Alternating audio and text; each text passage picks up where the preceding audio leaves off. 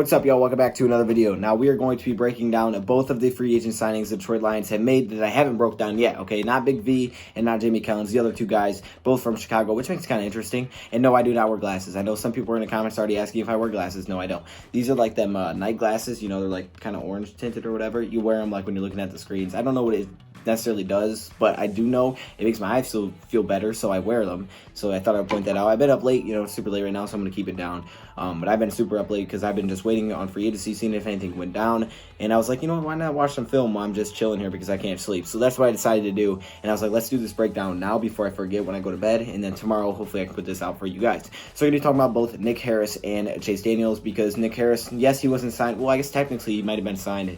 Might have been signed today, technically. Well, you guys watching a day later, so no, he would have signed yesterday. Anyways, Nick Harris wasn't a guy I was able to cover because we did sign him right after I did my other breakdowns, so I didn't cover him in that video. So why not just cover both Chicago players? We're going to start off with Chase Daniels, the quarterback, and we're going to start off with him because there's a lot of controversy here. Let me just sum it up very quickly. A lot of controversy because, one, we gave him a $13 million contract for a backup quarterback. Two, a lot of people think this kind of ends the whole smokescreen of potentially trading back with a lot of teams. Three, not a lot of people think Chase Daniels is that good. So I guess that's kind of what's going on here with Chase Daniels. So let's answer all those questions really fast. The first answer is Chase Daniels, $13 million. Now I can't really give you a specific answer until we break it down a little bit. That's just over $4 million a year, which I think is not great, but at the same time, Case Keenum, a guy like that who I decided to compare him to in this video, he got paid 3 years, $18 million. Now the thing with Case Keenum and Chase Daniels, the difference is, which Case Keenum's getting about $2 more million a year. The difference is Case Keenum, you see a lot more. He's won some big time games. He's got a lot more snaps, and he's also played with Minnesota, so we've seen him multiple times. So I think a lot of fans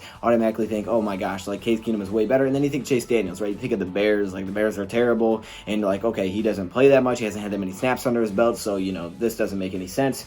To break it down simply, I think this is a must for Detroit Lions to go get a veteran. Kind of going into the next point, I guess I could see where that argument comes from. I didn't think the Lions were going to do that anyways. I felt like if they're going to take Tua, they were going to try to move Stafford. Obviously, the financial reasons wouldn't work out, but they didn't do that. So I see where you come from there, but I do believe if a trade does happen and we are able to trade back, it's going to be because of another team trying to hop ahead of another team. For example, obviously free agency is happening, so teams are getting quarterbacks now, so they may not do it in the draft. But let's just act like free agency hasn't happened. I'm just going to give you a quick example. We'll see how it looks after the free agency period. For the Chargers, coming into this, they need a quarterback, so the Dolphins, so if the Chargers wanted to trade up, someone explained this to me, they would trade up with us to get in front of the Miami Dolphins. So that's kind of how that would work out, and that's why a trade would happen anyways. Right now, I don't exactly want to go in that too much because obviously quarterbacks are still being signed, so we're just kind of wait and see what teams need, and we'll see if there is still potential for us to trade back after this. But again, yes, I guess it does kind of end the fact of us getting Tua as our backup, but I think we're going to go late for a quarterback, or we may sign another one, but to me, that doesn't seem very realistic.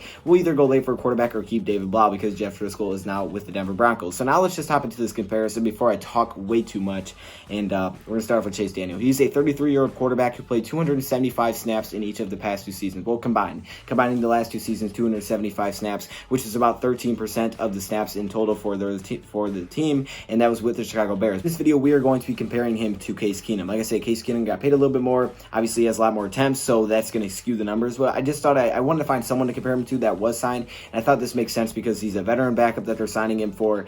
Cleveland's kind of a weird team to go with Case Keenum, but I guess, I could see him potentially taking Baker's role if Baker plays really bad at one point. Either way, forget that for a second. I think both of these guys are kind of, the guys that you thought of for backup veterans, but at the same time, Case Keenum's definitely the better one. However, I did think it made sense to compare these guys, even though the snaps are a lot different. So I will point those out as we go through it. So let's start off with the 33-year-old man that Detroit Lions have signed to a 3-year, $13.05 million deal. In 2018, he had 76 attempts when it came to passing the football, only 76 attempts. It's not terrible, but it's not a lot. It's obviously not a lot. 76, though, it's more than I actually thought it was. 76, that's probably about 2 games, maybe 3 games. And completed 69.7% of those passes, which is nearly 70%. Obviously, like, again, you guys, I have to emphasize the fact, and I don't want to continue to do it, but only 76 attempts. So it's not like he's had a lot of attempts. So obviously the numbers can be just a little bit skewed because there's not a lot of attempts to base it on. But at the same time, we just have to go on what we have. And what we know is that he completed nearly 70% of the attempts 2018, 3 touchdowns and 2 interceptions. He had a 90.6 passer rating. So now let's hop into 2019, and then we'll compare those stats to Case Keenum. So 2019, he had 64 passing attempts, obviously a little bit less, that by 12. So a little bit less there. Again, completing 70% of the snaps. So if you combine those together, he averages exactly 70% completion percentage. So I guess what we know of this is, yes, there's not a lot of attempts. There's about 140, 50 if you combine the two. But at the same time, if you use what we do have, he completes 70% of the passes that he throws. Now, granted, he doesn't throw for a lot of yards. He doesn't throw many deep passes. A lot of them are dump-off passes, but that could just be the system that he was in. But again, that's not who he is. I'll talk about that in a little bit. 3 touchdowns, 2 interceptions once again in 2019, 91.6 passer rating, and there you go. He was 1-2 as a quarterback for the Chicago Bears, and he had a 2.8% interception rate, which means 2.8% of the time he was throwing an interception. Not bad. It's pretty low. But again, not a lot of passes. So now let's compare that to Case Keenum. Now, Case Keenum, like I said, has a lot more time. 2018 especially. 2019, not as much. 2018, definitely. He played in a lot of games. He had 365 attempts, and he went 6-10 as a quarterback. 365 attempts, completing 62.3% of his passes, 18 touchdowns to 15 interceptions, and an 81 passer rating. So, obviously, statistically, by percentages and touchdowns and rating, worse. But again, 365 snaps compared to 76 is a big difference. Now let's look at 2019, where he had 160 snaps. So I guess that one makes a little bit more sense. He was 1-7, 64.8% completion percentage, 11 touchdowns to 5 interceptions, and a 91.3 rating, which is again a little bit worse than Chase Daniels, but again also 100 more snaps or 100 more attempts when it came to passing the football. So statistically, he threw out attempts. You would say, okay, Chase Daniels looks like a pretty solid quarterback. The problem here is he just doesn't have enough attempts for us to look at this and say, okay, yes, he is a good backup quarterback. And that's really the problem that we have, because he is a backup quarterback and he hasn't played as much as Case Keenum has. And I think that's where all the concern comes in. But again, not terrible. I know a lot of these came against the Lions, but I can't take that away from our NFL teams. That just makes us look even worse. But when it comes down to it, at the end of the day, it doesn't really matter who you're playing to me, because, you're out there. He can't affect that. When he comes in, and what does he do? That's what he did, okay? Again, not a lot of attempts, but now I just thought, I'd throw that comparison in there, but let's look at some pros and cons. This is where it really matters. This is when I watched the film, what I saw from him, what I think will work,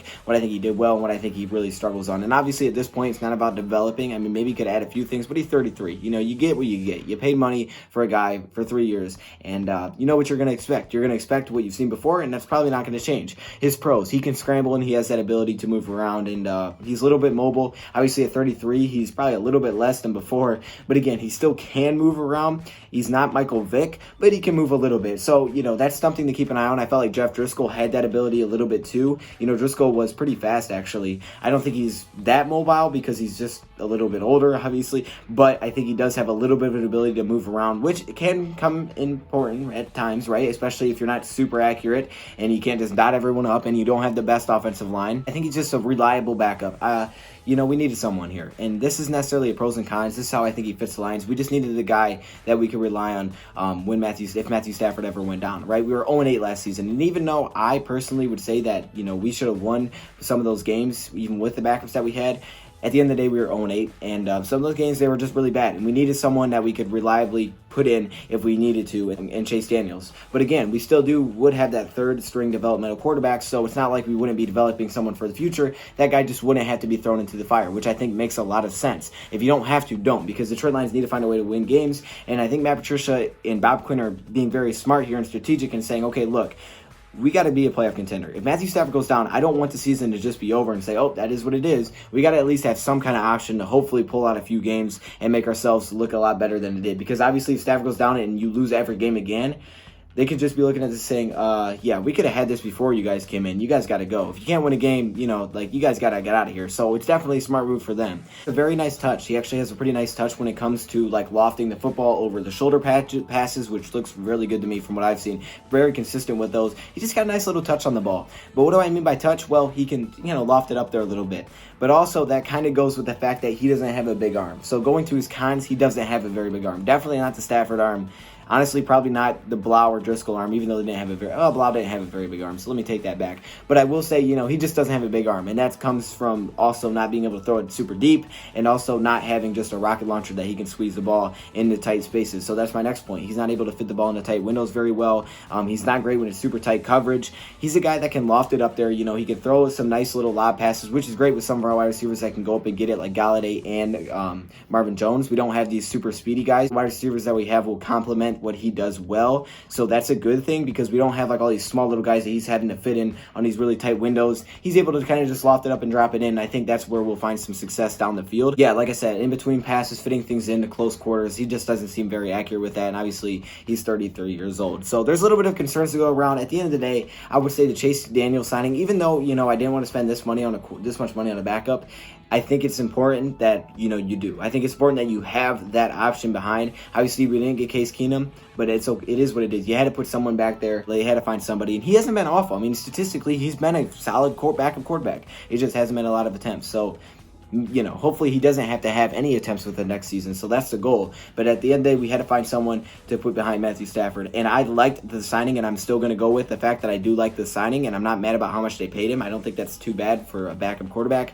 I would not say it's an A grade. Obviously, if you got it way down, that would have been better. For the attempts that he has, I would have tried to get it down in contract, but I'm sure they try to get it as low as possible. I would say this is a B signing. I think this is at least a B signing in my eyes. You could go even higher with that. I know some people will say this is an F. For me, it's not like that, and yeah, so there you go. Now, let's check out the other player, very interesting player, the defensive lineman for the Chicago Bears. I mean, dude, and what I mean by that, that may come off as weird. What do you mean by he's fun? This guy we signed to a 2-year, $10 million deal, and I'm so glad we did. Honestly, I said at one point this was my favorite signing of Chase Daniels. I was whack, okay? I'm sorry. It was in the morning. I don't know what I'm talking about. That's not my favorite signing, okay? It was in the moment. Get out of here.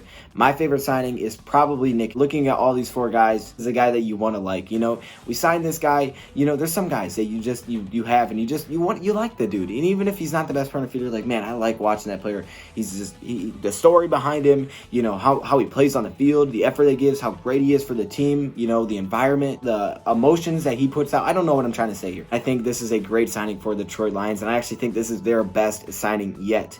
And when we do grades at the end, I think I probably will give him the highest grade, because this is a great deal. You got him for $5 million a deal, and you're getting a guy that, again, has the story, right? He went to Stanford. He wasn't a guy that could find his way in the league. At one point, he was actually out of the league.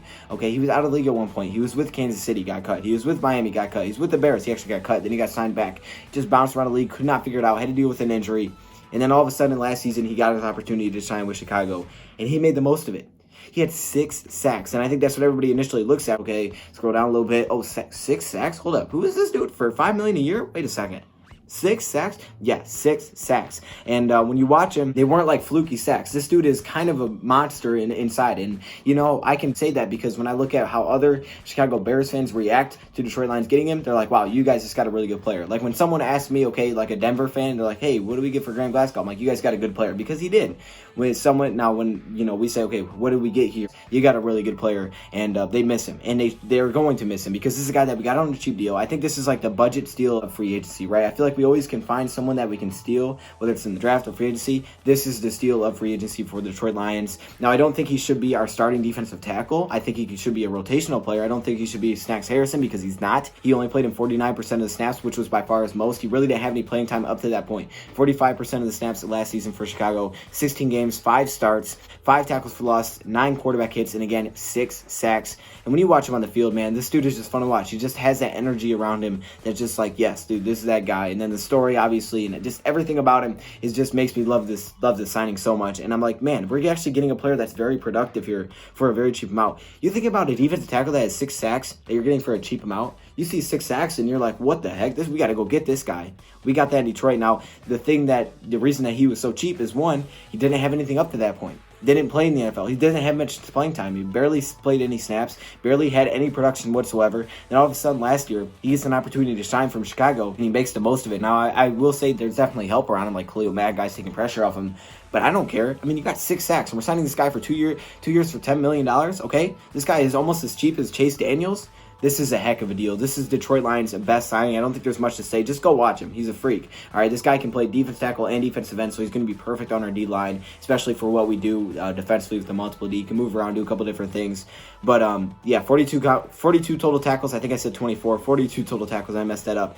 This dude's a really good player. This is the best budget signing, and this is the best signing the Lions have made up to this point, in my opinion. We'll see if it holds true throughout the season. But if this stand is healthy, we got a really good signing here. I'm gonna give this an A, possibly an A+ grade. I know that sounds crazy, but I'm feeling generous. And yeah, Nick Harris, you were a great signing. So let me know your thoughts, comments below, guys. I don't know why I'm doing this. Let me know your thoughts, comments below. What do you guys think about these signings? Thank you for watching, and I'm out.